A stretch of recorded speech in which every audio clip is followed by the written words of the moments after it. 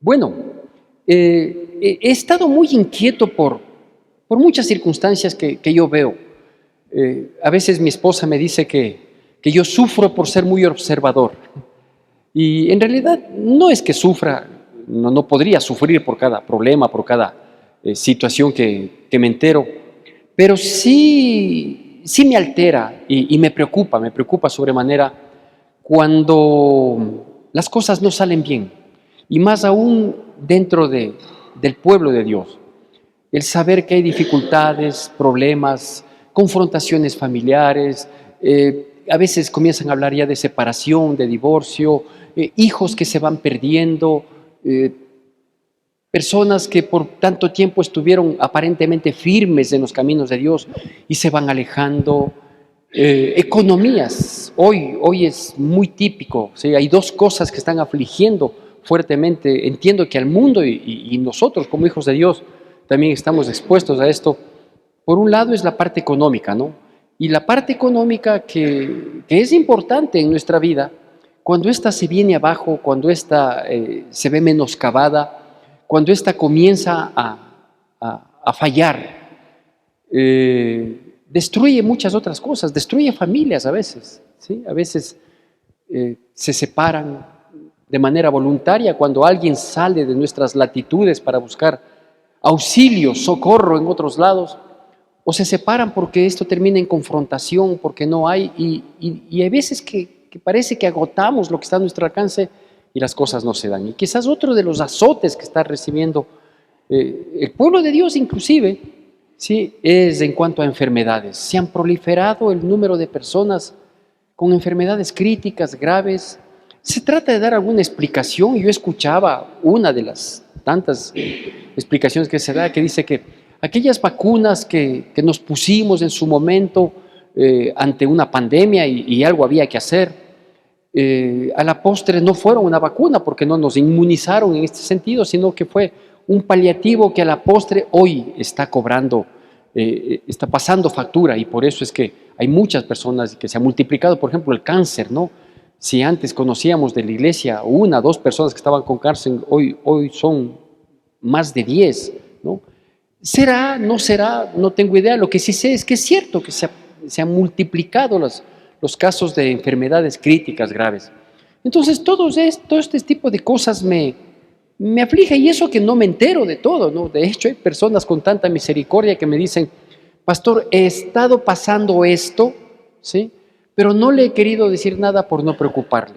Bueno, no piense que me preocupa como para postrarme, excepto postrarme en la presencia de Dios, como lo hacemos los días viernes, pero sí sería bueno que nos haga saber para poner en oración, ¿no?, y unirnos y clamar y pedir a Dios.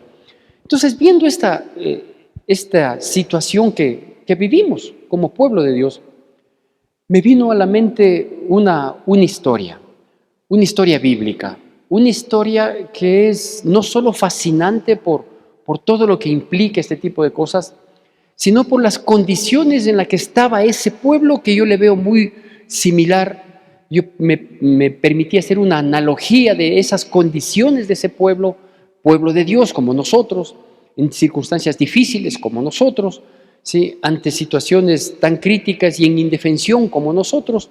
Y digo, es una historia que es enriquecedora, más allá de los reparos que se han hecho más teológicamente de esta historia. Y me refiero a la historia de Esther. Este pequeño librito que se encuentra ahí en la palabra de Dios es un libro, digo, que ha sido un poquito reprochado, ¿sí?, desde el punto de vista teológico y hasta histórico. Una, porque es el único libro que no menciona a Dios.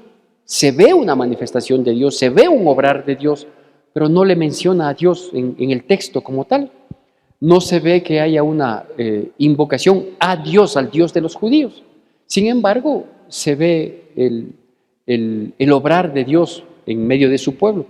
Y la otra es que termina siendo hasta cierto punto un poco contraproducente una actitud, entre comillas, benévola de un rey persa, del rey Asuero, o históricamente conocido también como Jerjes.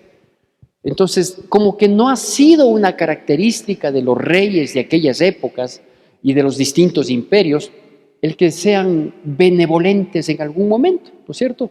Aquí nosotros encontramos esa figura de extrema benevolencia de parte de un rey que nada tenía que ver con Dios, con el Dios de los judíos, con el Dios de los hebreos, que no tenía temor de nada, no tenía ni Dios ni ley, como se dice comúnmente, y que sin embargo haya este espacio en el que se ve una sensibilidad del corazón de este hombre. Pero cualquiera sea la circunstancia, cualquiera sea la situación, esta es una historia real, ¿sí? No es inventada, es algo que sucedió por ahí entre los años 485 y 465 antes de Cristo, época en la que, bueno, pues el pueblo judío era una nación sin nacionalidad, es decir, ellos no tenían un poder político que les guíe, que les gobierne, ellos no estaban agrupados ni siquiera espiritualmente. Entonces eran una nación, pero eran una nación dispersa, una nación que en el objetivo que debía unirles, ya me toca dar la misa, en un objetivo que debía unirles, que era su Dios, ¿no es cierto? Ese Dios que no demandaba adoración, pero que sí demandaba sujeción a su pueblo, estaba disperso. Entonces ya les digo, era una nación sin nacionalidad, ¿sí? Es decir, no tenían ninguna identidad como nación. Dispersos, usted vaya a saber en dónde estaban, tomando en consideración que el reinado persa de Jerjes, como se le conoce en la historia, había copado un espacio, creo yo, no digo el espacio conocido de entonces, sino el espacio poblado de entonces, que era desde la India, ¿sí?, hasta Egipto. Es decir, una extensión increíble, eran como 140 y pico de provincias, o digamos que no había la división que hoy tenemos, ¿no?, las divisiones políticas, etcétera, etcétera, pero era un reino bastante grande el que gobernaba este rey, y ahí se sucede, en este lapso y bajo estas condiciones, ¿sí? Una historia de los judíos que fueron librados de parte de Dios, unos judíos que estaban dispersos, unos judíos que espiritualmente estaban muy fríos, unos judíos sin ninguna potestad política, ni siquiera tenían la capacidad de asociación, ¿no?, por el mismo hecho de estar tan dispersos. Unos judíos que habían olvidado y que tampoco tenían una cercanía ni espiritual ni geográfica con Jerusalén, ¿no? De hecho, esta historia se desarrolla en Susa, que era la capital del reino persa para aquel entonces, y sucede lo que nosotros conocemos aquí, ¿no? Este rey Asuero, en un arrebato alcohólico, despide a su reina, a la reina Basti, y procede a hacer un concurso, entre comillas, un concurso de belleza y de otras características también, para buscar el reemplazo de aquella reina que había sido despedida de su condición. En este aspecto aparece una mujer judía llamada Esther y gana el concurso, por llamarlo de esa manera. Esta mujer esta niña, esta doncella, había sido cuidada y criada por un pariente cercano, por un primo llamado Mardoqueo, que en algún momento a Mardoqueo no se le ve un hombre entregado a Dios, no, se le ve un hombre bien, más bien hasta su mismo nombre da la pauta para corroborar lo que yo le había dicho, ¿no?, que espiritualmente el pueblo judío estaba no solo disperso, sino frío, ¿sí? No había este deseo de mantener una unidad espiritual en pos de su Dios, ¿sí? Acostumbrados a lo que toque vivir. Si eso les tocó, pues eso les tocó, y ¿qué más se puede hacer?, como decían los antiguos, ¿sí? Y de hecho, digo, Mardoqueo significa adorador de Marduk, ¿sí? Y Marduk era un dios babilónico, ciertamente era el dios que traía la paz, era el dios que traía la armonía, todo, pero era un dios babilónico, ¿no es cierto? Entonces Mardoqueo, posiblemente el nombre de él, el nombre hebreo o el nombre judío no era ese, posiblemente, pero era con el nombre que se le conocía, ¿sí? De adorador de Marduk, aquel dios babilónico que era un buen dios, entre comillas, ¿sí?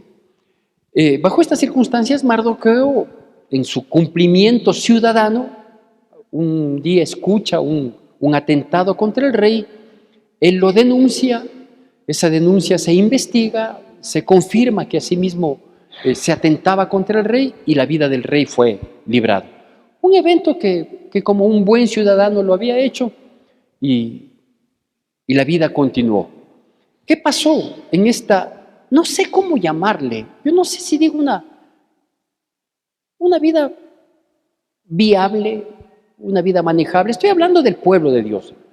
Ellos estaban sometidos bajo un imperio, ellos estaban dispersos, pero bien o mal vivían. Como buenos judíos prosperaban, ¿sí? Económicamente eran muy prósperos. Y en esa cotidianidad, ¿sí? Llega a haber una confrontación entre este Mardoqueo, primo de quien estaba postulándose para suceder en el reinado a quien fuera la esposa de este rey impío, de este rey sin temor de Dios, ¿sí? Y tiene una confrontación que se vuelve muy grande, nada más y nada menos que con el primer ministro de este imperio, ¿sí?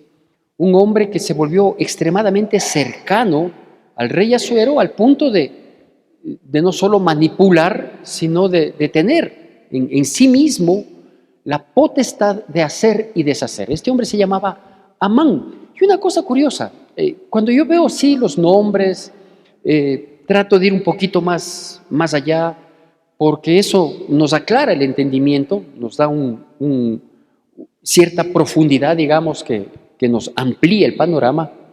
Y resulta que Amán viene de la misma etimología, no obstante de que Amán es un nombre que viene de los amalecitas, porque dice que Amán era agageo, y agageo es uno de los descendientes de Amalek, eternos enemigos de los judíos. Ya le voy a hacer acuerdo de un par de situaciones que tuvieron con Amalek.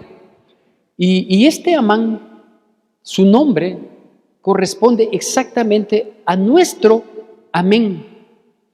Usted sí sabe lo que es amén, ¿no? Amén es así será o así sea.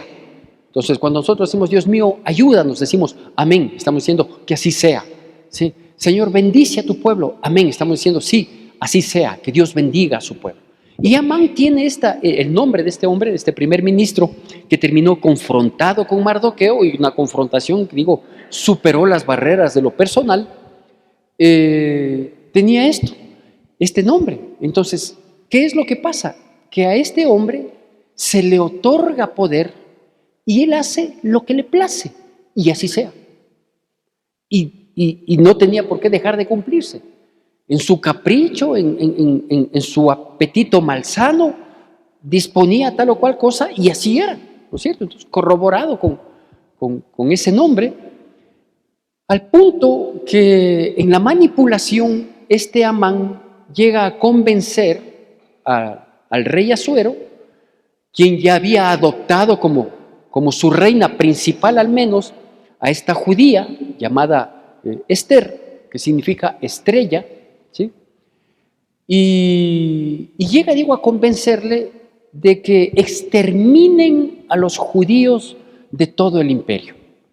Obviamente con palabrerías, con manipulaciones. Un día, aprovechando de esa cercanía, le dice: rey, en medio de tu imperio hay un pueblo que por historia ha sido un tropiezo para todas las civilizaciones, para todos los imperios, para todos los reinos, porque es un pueblo rebelde que tiene sus propias leyes, no se sujeta a ti, y es más la molestia que el beneficio que se tiene de ellos.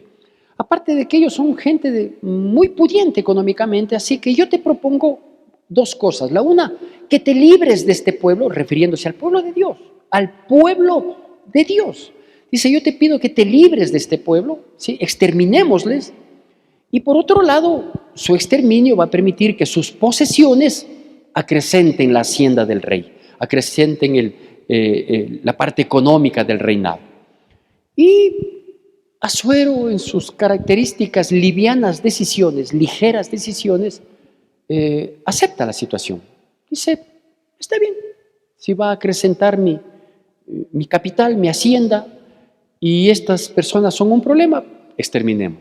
Y se manda un decreto, ¿sí?, hecho por Amán, en el que dice, se fija de aquí a cierto tiempo, X días, para que todas las personas que conozcan a los judíos tengan ese día como oportunidad para deshacerse de ellos. De lo que de ellos consigan económicamente, ¿sí?, se les otorgará alguna retribución y el resto entrará para la hacienda del rey. Así que mucha gente había envidiosa, había mucha gente que quería deshacerse, mucha gente que se había vuelto enemigo de los judíos por lo bien que les iba a pesar de su frialdad espiritual. Entonces vieron una oportunidad para acabar, arrasar, destruir totalmente a este pueblo. Digo, Amán era amalecita, y la historia de los judíos con Amalek, que espiritualmente significa un problema constante en nuestras vidas, una constante. Ese problema que nos visita de cuando en cuando, nos estorba, nos golpea, nos aflige, parece que nos libramos y a la vuelta de la esquina aparece. Esa es la simbología de Amalek. ¿Por qué? Porque Amalek es un pueblo que vive del asalto, que vive del robo, ¿sí? No es una nación, no se establece, son nómadas peligrosos en medio de aquel mundo, de aquella época, ¿no? Al punto que cuando Israel salía de Egipto, después de salir con brazo extendido y mano fuerte como fue sacado, ¿sí?, a los rezagados de toda aquella gran columna de gente que había salido, a los rezagados Amalek fue y les asaltó.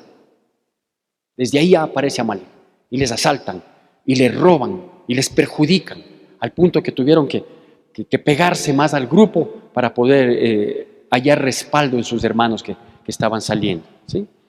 Luego aparece más adelante, dentro del trajín del caminar por el desierto, Amalek nuevamente aparece para poner tropiezo, para hacer un obstáculo, y Moisés le dice a Josué, anda y acaba con Amalek, por favor, a filo de espada, ¿no? Y tienen que enfrentarse nuevamente. No exterminaron a Amalek a pesar de una orden que Dios dio, que dijo, maten a todos los amalecitas, no tengan compasión ni de las mujeres, si es que estas están embarazadas, o de los niños de pecho, maten a todos, porque ellos ya nacen con esta malicia, con esta perversidad, y si les dejamos con vida, van a ser una constante molestia en nosotros, ¿sí? Pero no se logró hacer eso, no obstante de que Josué deshizo a espada a todo Amalek, al que había salido a ese combate, pero quedaron y ahí estaban molesta, al punto que hoy se encuentra un amalecita, Amán Agageo, descendiente de Amalek, se encuentra con toda la posibilidad de acabar con sus viejos, antiguos y tradicionales enemigos. Se manda un decreto para exterminar a este pueblo. Este decreto comienza a ser conocido. En aquel entonces, obviamente, no habían los medios de comunicación que existen hoy, ni de transporte. Así que se publicaban los decretos en la plaza principal de la capital del imperio, en este caso de Susa, y se pone este decreto.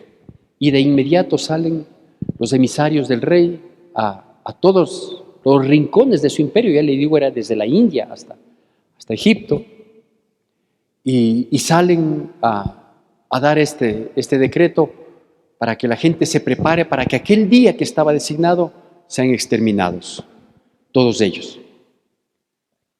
Bueno, condiciones del pueblo de Dios. Quizás por su frialdad, quizás por su tibieza, quizás por haber olvidado la relación que ellos tenían con Dios. Llegaron a un punto de, no digo comodidad, pero sí de coexistencia pacífica con esa frialdad espiritual. Dios permite, en su soberanía, Dios permite que a veces el pueblo para que reaccione, para que se levante, para que recapacite. Diego decía aquí, antes de orar por la palabra, que es necesario que nosotros tengamos compasión y misericordia de muchas otras personas y que por favor invitemos, que no les dejemos, que ellos sigan por ese camino de oscuridad, de tinieblas, de ceguera, ¿no? Insinuando de que debemos invitar a otras personas para que conozcan de la verdad. Y claro, digo, eso muestra un poquito una similitud de lo que ellos vivían, el pueblo de Dios. Sí, disperso, esparcido, no se sabe si alguien tenía mayor o menor temor, reverencia, sujeción a Dios, no se sabe. Vivían, coexistían, a ver lo que pasa en el día a día.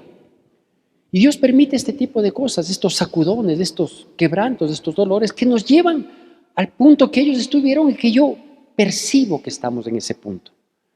Por un lado, de indefensión. ¿Cuántas deudas tenemos que son impagables? Y que estamos ahí esperando a ver qué pasa, sufriendo el tormento de recordarlas cada vez que es posible. ¿Cuántos casos más de enfermedades incurables desde el punto de vista humano estamos esperando? ¿Cuántos divorcios, cuántas separaciones estamos esperando? ¿Qué va a pasar con nuestros hijos si es que llegáramos a separarnos? El ejemplo que les vamos a dar, se rompe esa unidad familiar que es tan importante. ¿Qué más estamos esperando? ¿Más injusticias de las que ya estamos viviendo? Porque estamos viviendo injusticias. Ahora triunfa el que tiene el poder político y el económico. Quienes no lo tenemos estamos a expensas de que Dios tenga misericordia y que nunca nos vayan a enjuiciar o nunca nos vayan a señalar porque nos pueden acabar. Y hay un montón de situaciones que pasan, que afligen y que estamos aguantando y tratando de sobrellevarlas, de sobrevivirlas. Golpes fuertes, duros. ¿Aguantamos porque somos valientes? No sé. O porque somos conformistas, tal vez. La cosa es que cuando este decreto que aflige al pueblo, yo podría decir este decreto espiritual que aflige al pueblo y que quiere acabarnos, que quiere golpearnos, que quiere afligirnos, que quiere mermarnos y que ya ha logrado mucho porque nos hemos conformado, alguna reacción debemos tener. ¿Cuál fue la reacción? Acompáñenme por favor en el libro de Esther, capítulo 4. Esther, capítulo 4, y permítame darle lectura del versículo 1 al versículo 3. Esther, capítulo 4, versículos del 1 al 3. Hago yo la lectura de la palabra y le pido por favor que usted me siga con atención y con reverencia. Si tenemos todos, dígame. Esther capítulo 4, está ahí antes del libro de los Salmos. Versículos del 1 al 3 dice así. Luego que supo, tenemos todos, amén, con atención y con reverencia, dice así. Luego que supo Mardoqueo todo lo que se había hecho, rasgó sus vestidos, se vistió de cilicio y de ceniza, y se fue por la ciudad clamando con grande y amargo clamor. Y vino hasta delante de la puerta del rey, pues no era lícito pasar adentro de la puerta del rey con vestido de cilicio. Y en cada provincia y lugar donde el mandamiento del rey y su decreto llegaba, tenían los judíos gran luto, ayuno, lloro y lamentación. Cilicio y ceniza era la cama de muchos. Parecería ser que solo una situación de amenaza inminente como era este decreto conmovió un poco su condición de conformidad, de aceptar lo que venga. Yo no pude averiguar desde cuándo comenzó esta frialdad, cuál fue el punto que les llevó a esto de olvidarse que ellos eran una nación escogida por Dios, un pueblo escogido por Dios, que era su especial tesoro. No sé a qué rato olvidaron, no sé, no tengo idea. Lo que sí sé es que por ahí de esa época tuvo este enfriamiento espiritual el pueblo de Dios, que les llevó a enfrentar cada quien su vida. Unos seguirían creyendo en Dios, otros quizás adquirieron otras creencias. No tengo idea, pero Dios permite lo que está permitiendo hoy en día, que el pueblo sea afligido, que el pueblo sea golpeado, que el pueblo sea lastimado, hasta herido, para ver si es que reaccionamos. Quizás nuestra primera reacción sea esta: lamentar, quejar, llorar, desesperarnos. ¿Cómo hago para pagar esta deuda? ¿Cómo hago para sanar esta enfermedad? ¿Cómo hago para restaurar este hogar? ¿Cómo hago para perdonarnos? Yo qué sé, tantas cosas. ¿Cómo hago para enfrentar esta injusticia cuando todo un poder está en mi contra? Y yo no tengo condición para enfrentar tal o cual situación. Y me angustia, claro que me angustia, me preocupa sobremanera.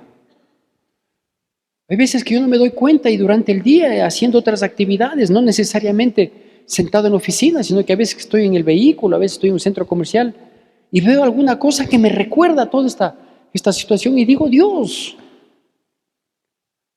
el otro día, hace 2 semanas creo que fue, alguna noticia vi en la televisión, mis hijos y mi esposa me dicen que me martirizo viendo la televisión. Y salí preocupado y estaba acá haciendo una compra, o iba a hacer la compra, y me acaparó tanto aquella noticia y conjugaba con las cosas que yo conozco de algunas personas de la iglesia porque me comentan sus problemas. Y se me había salido un par de lágrimas, no me había dado cuenta, aparte de que yo soy de las personas que caminan rápido. Y alguien de la iglesia, no sé si está aquí, pero alguien de la iglesia me dice, pastor, ¿le pasa algo? Le digo, no, ¿por qué? Dice, no es que le veo. Le digo, sí, no. Estaba muriéndome de la risa. Pero me preocupa. Estamos afligidos, ya le digo, azotes de enfermedad, azotes de desempleo, de quiebras económicas. O sea, nos pasa un montón de cosas. Nos pasa un sinnúmero de cosas que no son normales. Es que el mundo está así, pero nosotros no nos pertenecemos a este mundo, nosotros somos hijos de Dios, somos su pueblo. A nosotros nos debería ir bien a pesar de. Y si nos llega una enfermedad, esta debería ser sanada. Y si tenemos un problema económico, Dios abriría puertas. Porque ese es Dios. Y si tenemos una confrontación, nuestros corazones deberían ser tan sensibles para pedirnos perdón, abrazarnos y continuar y seguir. Y abrir los ojos y decir, sí, Dios quiere y tiene grandes propósitos para nuestras vidas. ¿Por qué nos hemos entibiado? ¿Por qué nos hemos conformado? ¿Es esto lo que Dios quiere, que de a poco nos vayamos desapareciendo? Posiblemente el decreto es del diablo. De hecho, él vino a hurtar, matar y destruir. Y en estos tiempos que estamos entrando, en los tiempos de confirmar y verificar el cumplimiento de las profecías de Dios para estos tiempos, cuando la iglesia debe levantarse, cuando la iglesia debe orar, cuando la iglesia debe unirse, cuando deberíamos anhelar estar en la iglesia, nos ha ganado el conformismo, nos ha ganado esa tibieza. Yo no sé. Lo que sí sé y espero en el nombre de Cristo Jesús, que estos quebrantos que estamos viviendo no nos alejen de Dios, por el contrario, nos hagan volver de todo corazón a Él y nos afirmen en el Señor. ¿Qué pasó con ellos? Bueno, usted conoce la historia. El proceso de exterminio iba en paso firme y seguro. Cada vez los emisarios del rey llegaban a las distintas provincias con semejante decreto. Por un lado, los enemigos de los judíos se alegraban, decían, es mi oportunidad, hoy me voy a deshacer de este vecino que me tiene harto, a quien le tengo envidia, y yo me voy a apoderar de gran parte de sus bienes y una parte daré para el rey. Y comenzaron a frotarse las manos. Yo le veo al diablo frotándose las manos. Y bueno, seguía la situación. Mardoqueo le dice a Esther, algo tienes que hacer. Dices que no puedo entrar a la presencia del rey si es que él no me invita. Dice, ve, te invite o no te invite, igual vas a morir. Por el hecho de ser judía, igual vas a morir. Así que o mueres porque entras sin ser invitada, o igual morirás cuando se cumple ese decreto. Tienes que jugártela, tienes que jugártela. Y ellos toman una decisión que yo espero en el nombre de Cristo Jesús sea nuestra decisión. Dice, vamos a orar, vamos a ayunar y nos vamos a jugar. Y mientras ellos estaban en este propósito, mientras Esther pidió inclusive a su gente que orara por ella, ayunaron las doncellas que cuidaban de ella, y Mardoqueo afuera en su desesperación, también tratando de hacer lo que tenga que hacer, lo que esté a su alcance, la situación cada vez iba para peor. Amán ganaba más espacio, Amán hacía y deshacía de lo que le plazca, ¿sí? Cada vez tenía más poder, los judíos cada vez más menoscabados, ni siquiera podían comunicarse el uno con el otro para decir, ve, hagamos algo para defendernos, porque no tenían la condición. Por eso digo, eran una nación sin nacionalidad, no tenían una identidad, no tenían en dónde refugiarse. Es más, podríamos decir, entre comillas, que el liderazgo de Mardoqueo, que no lo tenía, pero entre comillas, para tener un mejor entendimiento, el liderazgo de Mardoqueo se veía su fin a la vuelta de la esquina, porque entre las tantas perversidades, maldades de este Amán, había preparado una horca para ahorcarle a Mardoqueo, porque le tenía bronca. Y la bronca posiblemente estaba radicada en que se enteró que Mardoqueo era descendiente de los enemigos de siempre. Y él era una amalecita que hoy tenía poder. ¿Qué se puede hacer para ya ir concluyendo? Cuando tenemos un problema que rebasa nuestras condiciones y capacidades. Alejarme de la iglesia, irme de la iglesia, decir, esa iglesia y el pastor no tienen unción porque no se soluciona mi problema. Enfriarme, decir, mejor les va a los del mundo. ¿Sería eso lo sensato? ¿O sería mejor recapacitar y decir, yo me he alejado de Dios, yo ya no me involucro en la iglesia, yo voy eventualmente los domingos, no voy con la reverencia que debería ir, ya no estoy orando como oraba antes, he descuidado su palabra, creo que es tiempo de volver. No voy a entender este dolor, este quebranto, esta enfermedad, esta necesidad, esta angustia, esta injusticia, lo que sea. No lo voy a entender como que Dios me ha olvidado, sino como que Dios se ha acordado de mí para hacerme reaccionar. Usted lo decide, usted lo decide. No vuelvo más a la iglesia porque a los del mundo les va mejor, así que me voy para el mundo.